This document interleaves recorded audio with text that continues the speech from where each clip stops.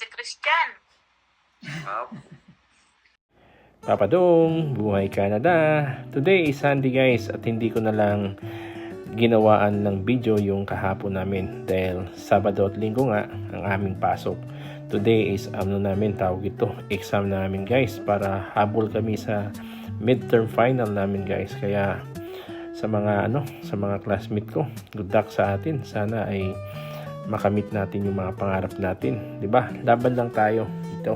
Kaya nga kung nandito kayo guys, huwag sayangin mga opportunity dahil paiba-iba po ang proseso dito sa Canada. Lalong-lalo na ngayon ay medyo mahigpit ng Canada. So kung nandito ka na sa Canada, hanggat maaga, hindi pa nagbabago yung mga rules nila dito sa pwede ka mag-aral, pwede ka mag-loan. Ayan, grab the opportunity guys.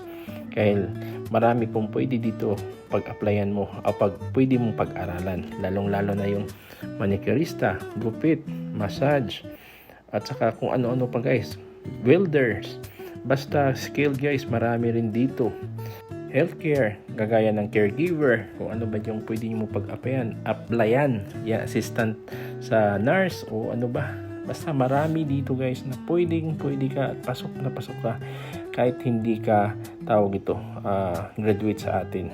Pwede ka mag-aral dito, basta ang sabi ko nga, basta ikaw ay permanent resident dito, magagawa mo lahat dito. At saka dapat din guys, focus ka sa career mo. Hindi yung mag-aaral ka lang dahil lang sa magkakaroon ka ng pera. Kasi nga meron tayong tinatawag na makukuha ka na grant na ibibigay ng government. So ang iba kasing Pilipino, ginagawa lang nila ito dahil nga may pakay sila, may pera ang habol nila. Pero guys, mali po yun.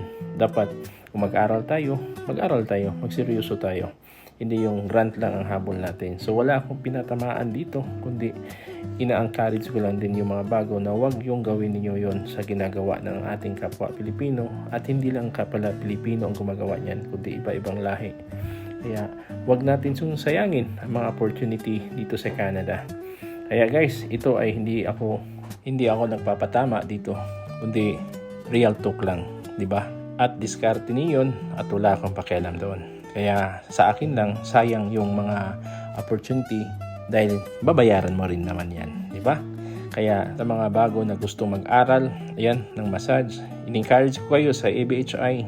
Kung gusto nyo, yan, magpatulong kayo sa akin para hindi kayo mabudol din sa mga Pilipino na nag-aalok ng ganito, paaral tayo, tapos yung may makuha ka, ganyan, pero hindi ibibigay yung iba. Hindi naman lahat guys, pero baka sakaling maka-encounter ka sa mga ganyang tao dahil minsan ang mga pangako ay napapako at isa na ako na napako doon sa mga pangako. Ayan. Kaya guys, hanggang dito na lang ako sa mga followers ko. Magbakas lang at engage kasi namimigay pa rin si Papa Dong ng mga biyaya. Kaya let's go lang sa buhay at mangarap tayo. Bye-bye you!